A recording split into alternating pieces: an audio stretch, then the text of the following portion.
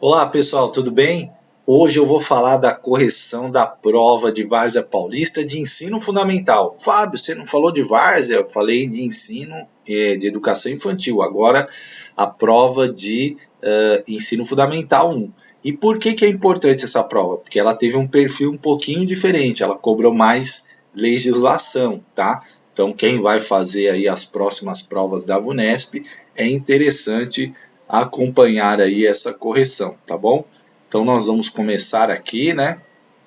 Como a gente sempre faz, olhando a prova, agradecendo a todo mundo aí que colabora com o canal, né? Que está sempre aí ajudando, o pessoal que está inscrito, curte, se inscreva para saber as notícias. Fiquei muito feliz aí, pessoal, né? Sempre quem passa é o candidato, mas teve uma candidata que ficou em terceiro lugar no concurso de Carapicuíba, tá sempre comentando aqui, muito bacana, parabéns, né? Terceiro lugar, excelente colocação.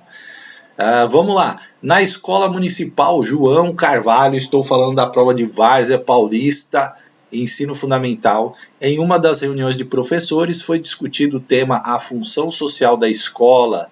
Essa reunião teve como base o trabalho de Celina Alves Arias, denominado A Função Social da Escola, Conferência Nacional de Educação Básica, a qual apresenta várias leis que versam sobre o tema, além da concepção de vários pensadores, dentre os quais Paulo Freire, que, segundo a autora, na mesma obra, defende que a função social da escola é formar. A voz às vezes está falhando, tá, gente? Mas é por causa da garganta. Olha só, então vamos lá, né? Esse texto tem caído bastante, né? A função social da escola, da Celina Alves Arias, e aqui ela está falando da função social da escola, que é formar. Qual que seria, né, essa função?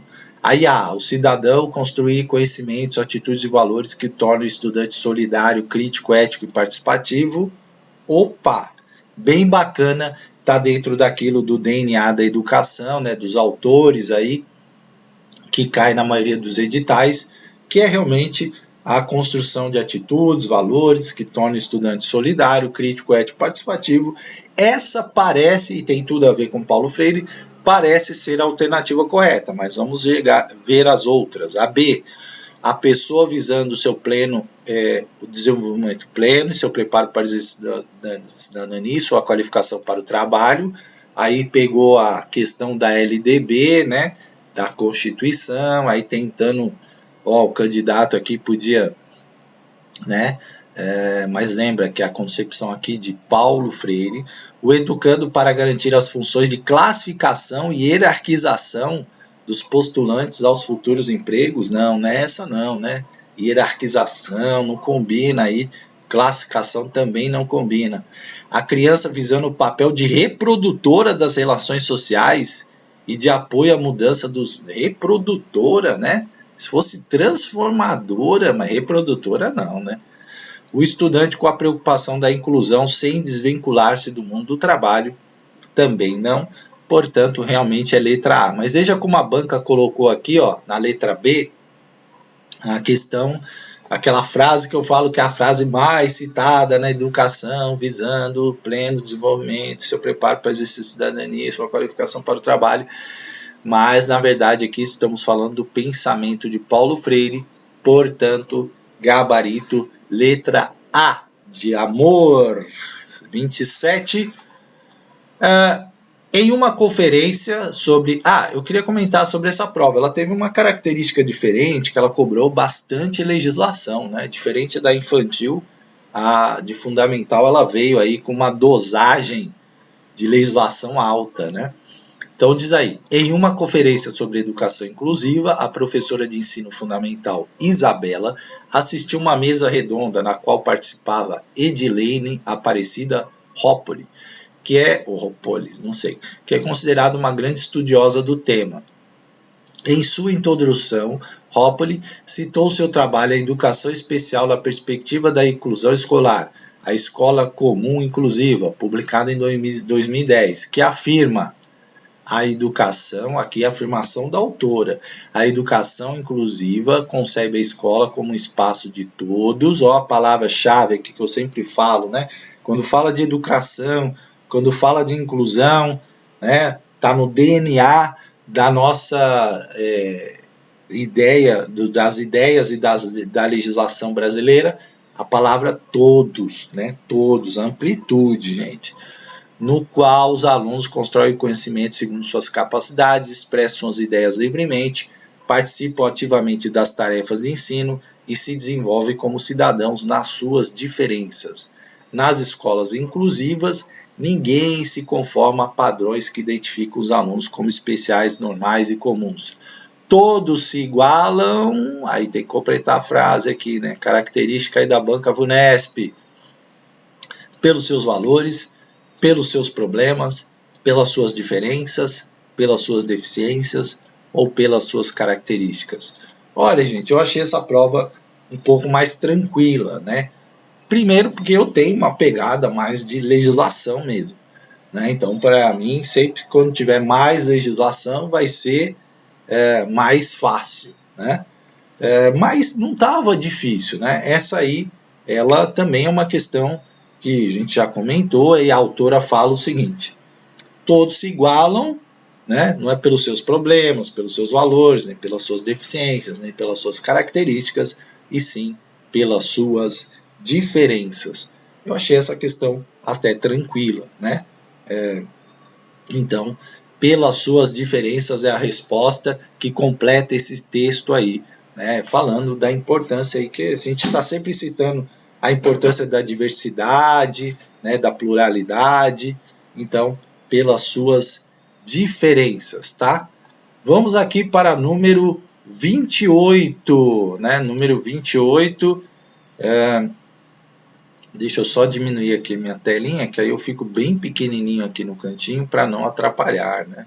Olha só, 28, gente, é uma questão aqui de LDB, tá vendo? A banca cobrou bastante aí.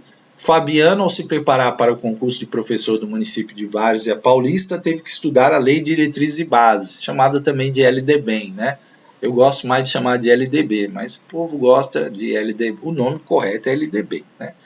Mas de 1996. No decorrer de sua leitura, encontrou no artigo 12 que todos os estabelecimentos de ensino possuem normas comuns, mas que todos devem ter a incumbência, né? Então vamos lá. 1. Elaborar e executar a sua proposta pedagógica. 2. Administrar seu pessoal e seus recursos materiais e financeiros. 3. Assegurar o cumprimento dos dias letivos e horas estabelecidas. 4. Velar pelo cumprimento do plano de trabalho de cada docente. 5. Prover meios para a recuperação dos alunos de menor rendimento. E o 6. O que é o 6?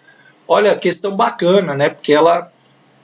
Por isso que eu falo que é importante fazer questões. Porque é uma questão que ao mesmo tempo que você está fazendo, você já está fazendo ali uma... lembrando do artigo 12, estudando o artigo 12, né? E aí você tinha que lembrar aqui do 6, né? Desses incisos aqui. Qual é o 6? Compatibilizar-se com a proposta curricular e a infraestrutura entendida como espaço formativo, constituir instrumentos de execução do projeto político-pedagógico com transparência e responsabilidade, articular-se com as famílias e a comunidade, criando o processo de integração da sociedade com a escola, definir normas claras para o aceite de matrícula dos educandos em cada um dos estabelecimentos de ensino previsto por lei, revisar sempre que é necessário as referências conceituais quanto aos diferentes espaços e tempos educativos, abrangendo os espaços sociais e fora dela, tá?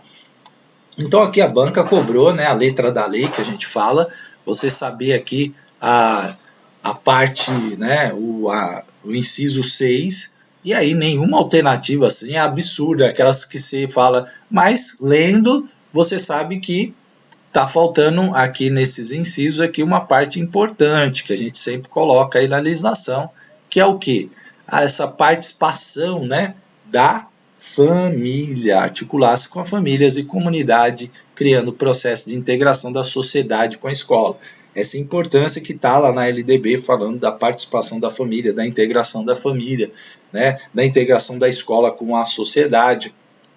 Então, isso está no inciso 6 também tranquilo para quem leu, né? E por isso que eu falo, é importante você ler a lei, né? Porque ao ler a lei, você bate o olho aí e você lembra, tá?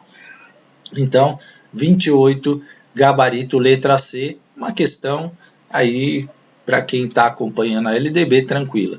Aí veio duas questões aqui, gente, olha só, hein?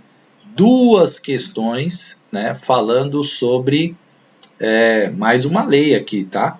Então, olha como essa prova teve legislação, né? Leia o texto para responder as questões de número 29 a 31, tá? Ó, Bruno, professor da Rede Municipal de Ensino de Várzea Paulista, participou de um curso de formação continuada, voltado ao tema gestão democrática. Tenho falado várias vezes que esse tema a VUNESP adora, ama de paixão, né? Então você tem que estar bem inteirado dele aí, da gestão democrática. Nesse curso, Bruno compreendeu que a gestão democrática pressupõe a participação efetiva dos vários segmentos da comunidade escolar em todos os aspectos da organização da escola e que essa perspectiva de gestão está amplamente parada pela legislação brasileira, tais como Estatuto da Criança e do Adolescente, Lei de Diretrizes e Bases da Educação Nacional, LDBEM, e Resolução CNE-CEB 4 de 2010. Ó, aqui, ó, palavras-chave aqui, ó. Participação efetiva dos vários segmentos da comunidade escolar em todos, tá vendo? Palavra-chave aí da nossa educação.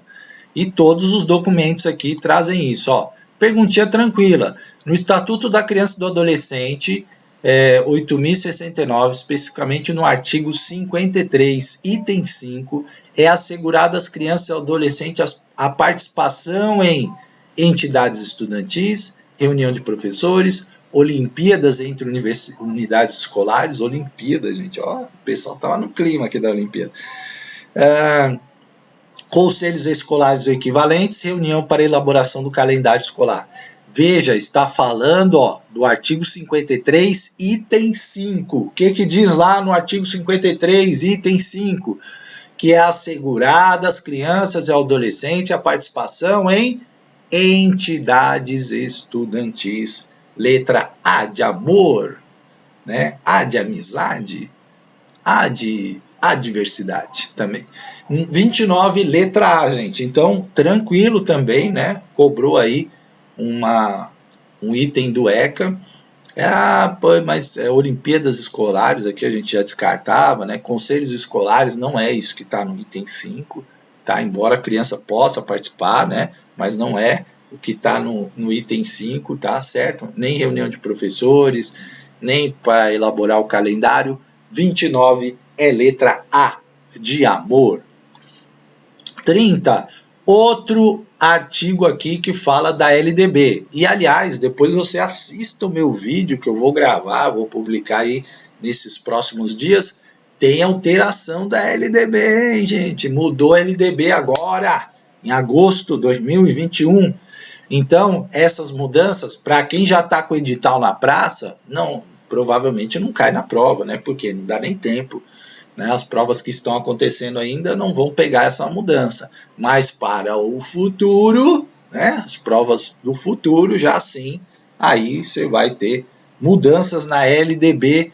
E aí eu vou falar para vocês quais foram as mudanças, né? Na verdade, acréscimos na LDB. Então vamos para o artigo, para a questão número 30.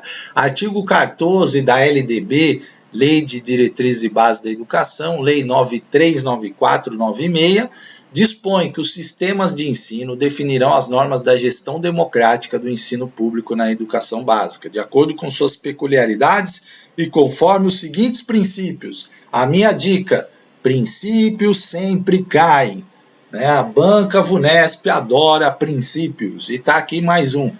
Participação da comunidade escolar e local em entidades estudantis, reunião de professores, Olimpíadas entre unidades escolares, conselhos escolares ou equivalentes, reunião para decidir os conteúdos programáticos de cada disciplina. Alternativas parecidas com a outra, né? Só que agora está falando participação da comunidade escolar e local, né? Então a comunidade escolar vai participar de entidades estudantis? Não, né? Reunião de professores? Também não. Olimpíadas, né? A banca cismou com a Olimpíada aqui. Também não. Agora, comunidade participa do conselho escolar ou equivalente? Sim, é isso aí. Gabarito, letra D de dado. Então, número 30, D de dado, certo? Correto. Olha aí que legal. Bacana essa aí também. Uma questão também até meio parecida com a outra, né? Eu achei essa prova aí estava bem sossegada, porque que eu falei, né? Eu gosto de legislação. Então, 31, ó. E as perguntas não estavam aquelas, né? Tem pergunta longa aí, mas ó, essa 31 a 30 são curtinhas, né? O enunciado dela é um pouco mais longo, mas é umas perguntas que dá para você respirar, né? Você vai lá na pegada aqui respondendo. 31, artigo 45 da resolução CNE-CB4 de 2010, dispõe que o regimento escolar, discutido e aprovado pela e conhecido por todos, constitui-se um dos instrumentos de execução do projeto político-pedagógico, com transparência e responsabilidade, né? Então, olha só, se é por todos, né? É pela Associação de Amigos do Bairro, amigos de bairro restringe, né? Fica só ali naquela. É só pela PM? Também restringiu. É pela Secretaria Escolar? Também restringiu. É pelo Conselho Tutelar? Também restringiu. Agora, comunidade escolar é uma coisa ampla, né? É pai, mãe, filho, professor, diretor, inspetor de aluno, merendeira, é amplo, né? Aprovado pela comunidade escolar. Letra D de dado, ó, prova, hein? Questões aí muito parecidinhas, hein? Olha a banca aqui, ó, deu uma alegria aqui para os candidatos que foram bem preparados em legislação. Comunidade escolar, gente, pensando na amplitude aí, nas coisas que eu sempre menciono aí. Vamos para número 32 e 33. Em um congresso sobre educação promovido pela Secretaria Municipal de Educação do município de Várzea Paulista, em meio aos temas discutidos, referia-se aos documentos legais que regem a educação nacional, tais como a Constituição Federal, a Lei de Diretrizes e Bases, a Resolução 4 de 2010. Danilo, professor da Rede Municipal de Ensino, participou de tal congresso como mediador de uma mesa redonda e, para abrir o debate, fez 2 questionamentos sobre o assunto, para que os participantes da mesa pudessem refletir e discutir. Nossa, isso lembra o tempo que eu coordenei lá o plano, uma das etapas lá do plano, não lembro se era o nacional, estadual, de educação. Meu Deus do céu, mediar é difícil, né? Porque muita gente, muita opinião, era um auditório enorme. O negócio era bravo lá. Então vamos lá. 32. O primeiro questionamento feito por Danilo foi. Aí vamos. Como é sabido, a LDB, Lei 939496, estabelece as diretrizes e bases da educação nacional. E seu artigo 2 dispõe que a educação é dever da família e do Estado.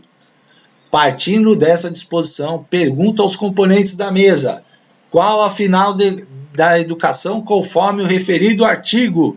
Assinale a alternativa que responde corretamente o questionamento de Danilo. Então vamos lá, gente.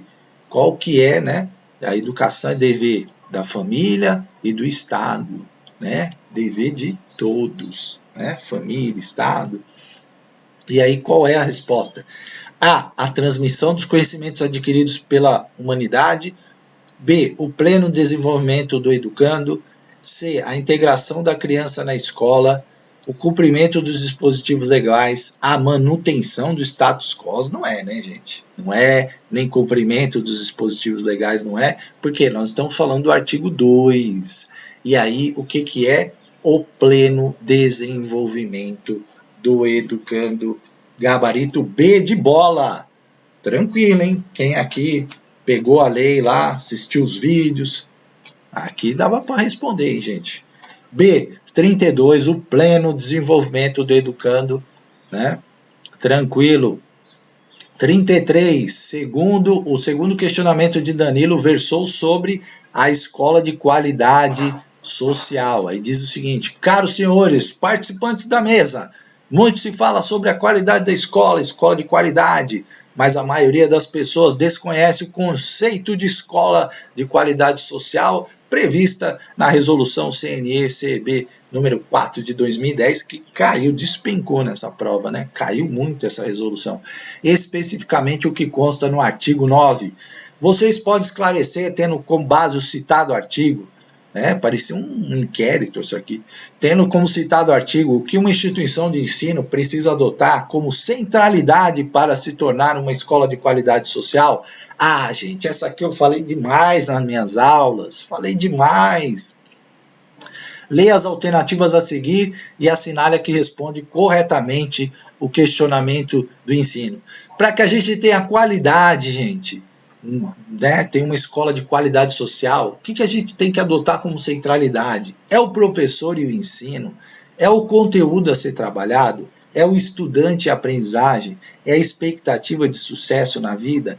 É a metodologia de ensino a ser adotada? Gente, centralidade é aquilo que dá razão da escola existir, dá razão de existir o professor, dá razão de existir o prédio, a unidade, que é o que, gente? O estudante. E é lógico, a aprendizagem. Gabarito, letra C, gente. Essa aqui eu falei demais nas minhas aulas. Falei demais. É o estudante e a aprendizagem. Certo? Isso é o que é central ali, né? Que é a alma do negócio, né? Então, é aqui o estudante e a aprendizagem. Letra C, de casa, de colégio, né? Então vamos lá, leia o texto para responder as questões 34 e 35. Felipe, professor de ensino fundamental, foi chamado pela direção para realizar um workshop, ó que chique, sobre o cuidar e educar para seus colegas durante o HTPC. Ah, cuidar e educar eu falo demais também, hein, gente? Cuidar e educar eu estou sempre falando, cuidar e educar são indissociáveis, inseparáveis. Ao preparar o workshop, Felipe teve contato com muitos documentos legais que visam a inseparabilidade do cuidar e educar. Olha aí, você nunca vai esquecer isso, porque eu repito isso 300 vezes.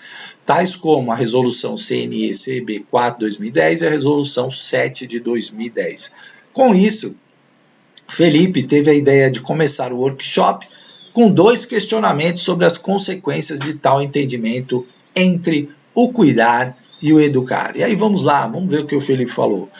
O primeiro questionamento feito por Felipe foi: segundo a resolução 7 de 2010, artigo 23, é necessário levar em consideração o cuidar e educar, que são função indissociáveis da escola do processo de implementação do processo pedagógico. Com isso, serão tomadas ações integradas que buscam articular-se pedagogicamente no interior da própria instituição e também externamente, com o serviço de apoio aos sistemas educacionais e com a política de outras áreas. Tudo isso para que, segundo o mesmo artigo, vamos ver aí, né? Para que isso? Tudo isso. Assinale a alternativa que responde o questionamento realizado por Felipe. Então, tudo que está lá no artigo 23, né? Todas essas ações aí integradas, né? Inclusive com outras áreas, para quê? Para quê, gente? Para assegurar a aprendizagem, o bem-estar e o desenvolvimento do aluno em todas as suas dimensões? Olha aí, gente, aquilo que eu falo. Olha a letra A. Assegurar a aprendizagem, o bem-estar, o desenvolvimento do aluno em todas as suas dimensões. Olha a palavra-chave aí, todas, aquela palavra mágica, que quando se olha para a questão, teu olho tem que brilhar aqui, né? Você fala, opa, todas, vou olhar com lupa. Eu já marcaria, mas claro, aquele conselho meu, vamos ler todas, né? Vamos ler todas para ver se não tem nenhum equívoco. Para a atualização dos profissionais da educação, gestores, professores, técnicos e monitores e outros, só como essa é mais focada ali num setor, né? Deu uma restringida, diminuiu aqui. Para a integração dos profissionais da educação, dos estudantes, das famílias, dos agentes da comunidade interessados na educação. Para a inter-relação entre a organização do currículo, trabalho pedagógico e da jornada de trabalho do professor, tendo como objetivo a aprendizagem do estudante, para a realização da parceria com órgãos tais como de assistência social, desenvolvimento humano, cidadania, ciência e tecnologia, esporte, cultura e arte, saúde e meio ambiente, né? Aqui está falando de parcerias, mas qual que foca ali no objeto central da educação, que é o quê? A aprendizagem, né? E também no objeto central da educação, que é o educando, ó, o aluno, né, em todas as suas dimensões. Portanto, está corretíssimo aqui, letra A, de amor, certo? Então, gente, gabarito letra A. Era tranquila também, né? As alternativas aí colocam outras situações, mas se você pensar nessa questão da amplitude, né, que a centralidade é a aprendizagem e o educando, né, inclusive já vimos isso em outra questão. Então, nessa linha de pensamento, e de acordo com a resolução 7/2010, o artigo 23, é letra A, de amor. Tá? Vamos para 35. O segundo questionamento feito por Felipe foi de acordo com o artigo 6 da resolução CNE-CB 4 de 2010. É necessário considerar as dimensões do educar e do cuidar em sua inseparabilidade, com o objetivo de recuperar a centralidade da educação básica. Qual seria essa centralidade, segundo o mesmo artigo? Gente, quase igual a outra. Que loucura é essa? Quase igual a outra questão, gente. Olha só. Assinale a alternativa que responde o questionamento. Novamente perguntando centralidade. Já perguntou na outra lá. Aí você vai falar que é a escola, você vai falar que é o educando, você vai falar que é o professor, você vai falar que é o conteúdo ou a aprendizagem. Aqui você ficaria em dúvida, né? Falar assim, e agora? Será o educando ou será a aprendizagem? Mas, né? O que vem antes da aprendizagem? O que é necessário? O que é central? O que é aquilo da alma? O que é da alma da escola? O que é aquilo da razão à existência de escola? Professor, inspetor de aluno, merendeira?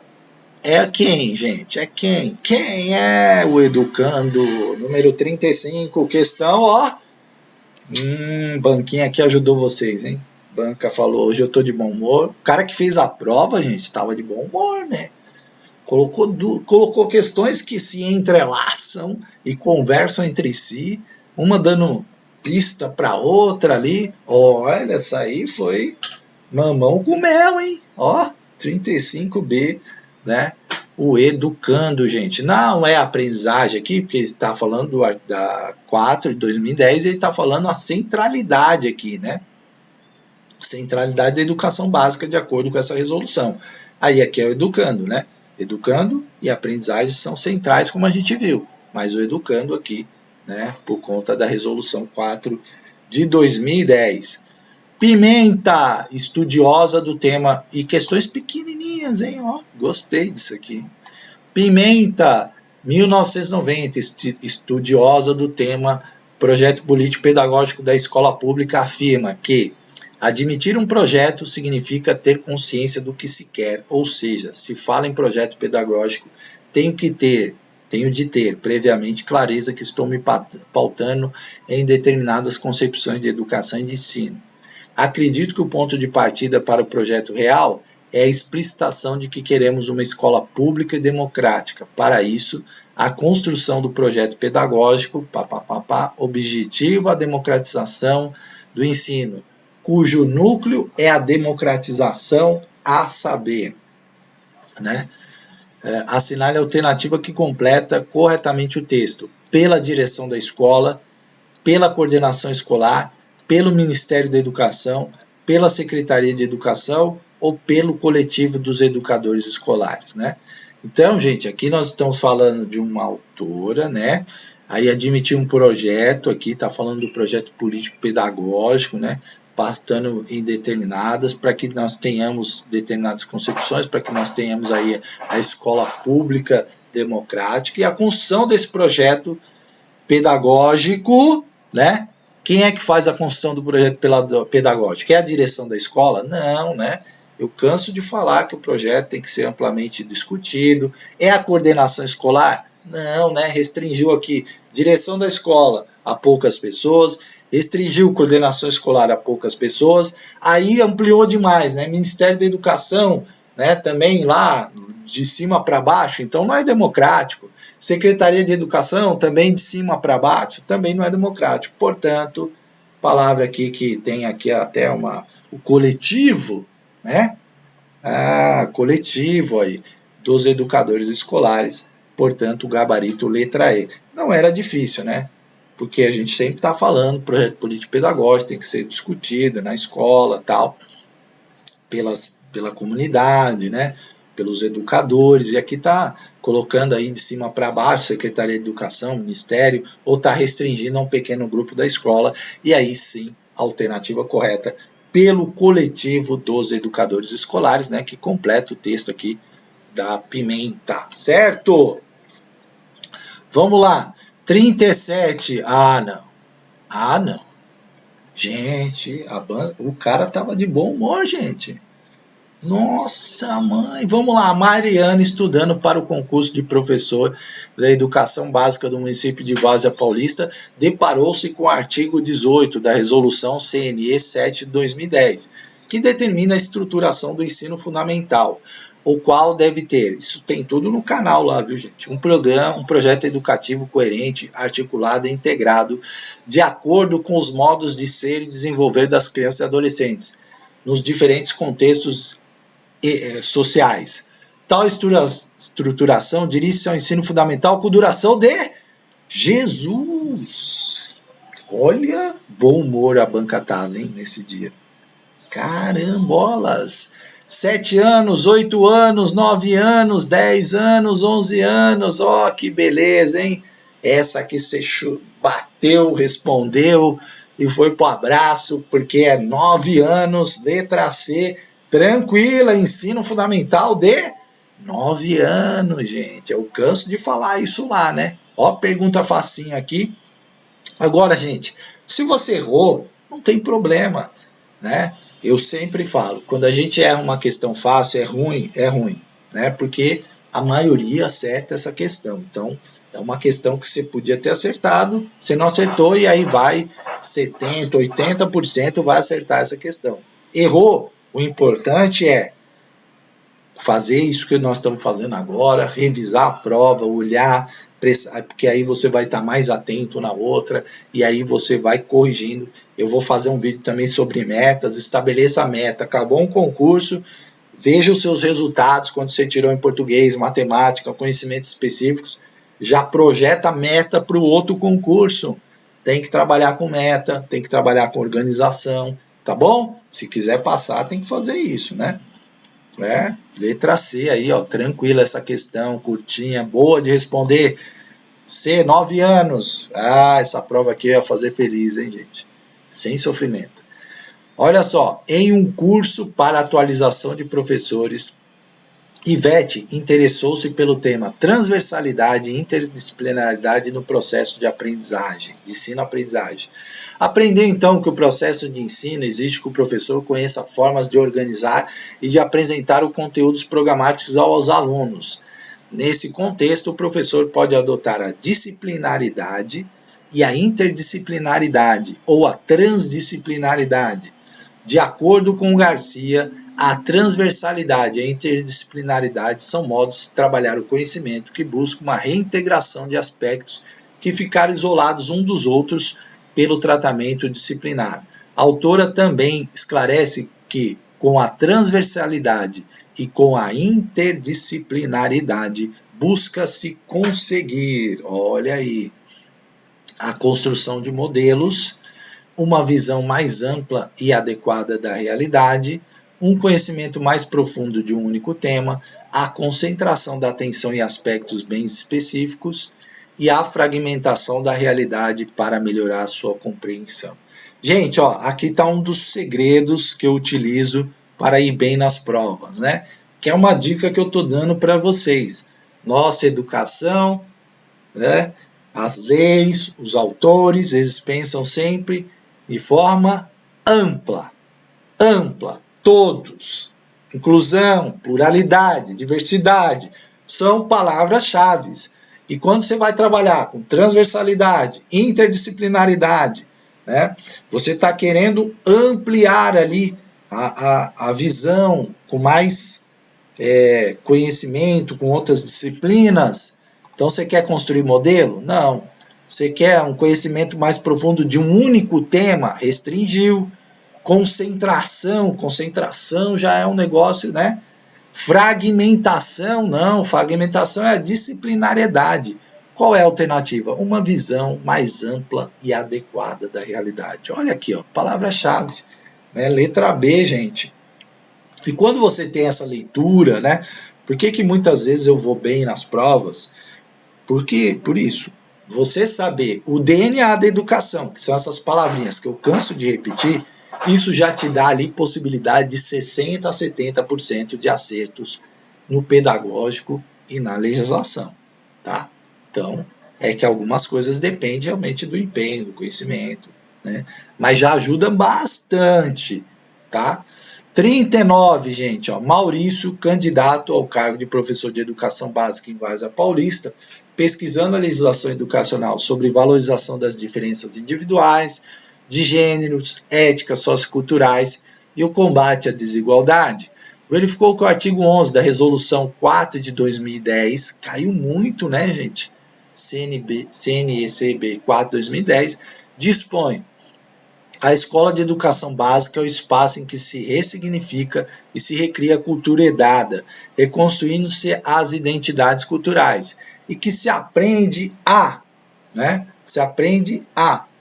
trabalhar colaborativamente, reinventar os próprios valores, compartilhar o mundo com o outro, agir de acordo com os costumes da coletividade, ou valorizar as raízes próprias das diferentes regiões do país. Então essa aqui, né, você teria que realmente lembrar aí do artigo 11, que está falando uma coisa que eu sempre enfatizo, né, que essa escola é o espaço que se ressignifica e se recria a cultura herdada. É muito importante o contexto, né, a cultura local, para que você faça todo esse trabalho de valorização, de aprendizado dessas raízes, né, que nós temos aí em vários países, nas diferentes regiões do país. Já entreguei a resposta, né? Então, gabarito letra E de escola, tá, gente? Então, também, né, tinha algumas alternativas aí que não combinam aí com essa resolução. Agir de acordo com os costumes aqui, né? Então, portanto, o tema aqui falava de ressignificar a cultura, reconstruir a identidade, então, valorizar as raízes próprias das diferentes regiões do país. 39, letra E de escola. E para acabar essa primeira parte deste vídeo, depois gravarei o resto, sabendo que uma especialista em inclusão escolar estaria em sua cidade para debater o que é educação inclusiva e os passos necessários para implantá-la, Laura se inscreveu-se no evento. Nessa, a referida especialista citou o texto Abrindo as Escolas à Diferença, de Mantuan, que a banca VUNESP adora, e tendo como base comentou que se pode hoje contar com leis e propostas voltadas a tornar as escolas abertas às diferenças, mas ainda é bastante difícil conseguir que as escolas reconheçam que precisam mudar para que se tornem de fato inclusivas. A especialista, apoiando-se ainda no citado texto, endossou o pensamento de Mantuan, quando essa autora afirma que a maior desculpa para justificar o estado atual da maioria das nossas escolas é a. O despreparo do professor, B. Prédios escolares sem infraestrutura, C. Alunos pouco interessados em aprender, D. O número excessivo de alunos por turma e E. A falta de efetividade das políticas governamentais. Gente, ó, aqui ela está falando, né, da desculpa que o pessoal dá para não fazer a inclusão, para, né, ter uma visão assim, rejeitar um pouco essa ideia da inclusão, né? Vocês sabem que isso acontece nas escolas, né? Então, não deveria, mas acontece, tá? Essa coisa, mas é difícil, né? Não sei o quê. Aí tem sempre uma desculpa que é utilizada. E qual é a maior desculpa, né? A maior, tá? É alunos pouco interessados em aprender? É o número excessivo de alunos por turma? É a falta de efetividade de políticas governamentais? Não. A maior desculpa utilizada é o despreparo do professor. Isso como desculpa, tá? Não é que o professor está despreparado. Muitas vezes o professor é usado isso como desculpa, gente, mas a inclusão ela está aí, né? Todos nós temos que nos qualificar para atender, e buscar aí melhorar, né? Estudar sobre o tema, afinal é nossa função, nós temos que cada vez nos capacitar, e se a gente quer uma escola inclusiva, que atende a todos, democrática, plural, a gente precisa se preparar. Claro, cobrar apoio, cobrar estrutura, cobrar prédio, cobrar curso, tudo isso faz parte. Mas a gente não pode, né, como a autora diz aí, isso é a maior desculpa utilizada, é que o professor não está preparado para atender aquela criança. Então, é o despreparo do professor. Desculpa que é utilizada, né, que a Mantuan cita no seu texto. Ok, gente? Então é isso aí, hein? Gostei dessa prova. Essa prova estava boa, gente, de fazer. Estava boa. E é importante você estudar para você perceber que às vezes vem uma prova com uma pegada mais de legislação, né? Você viu aí quanta resolução 4 caiu. Então é importante para você ir entendendo. Você tem que estar preparado para vários tipos de prova. Uma que vem mais na pegada pedagógica, outra que vem mais na pegada da legislação. E essa aí tinha perguntinhas bem tranquilas, tá bom? Grande abraço, até uma próxima.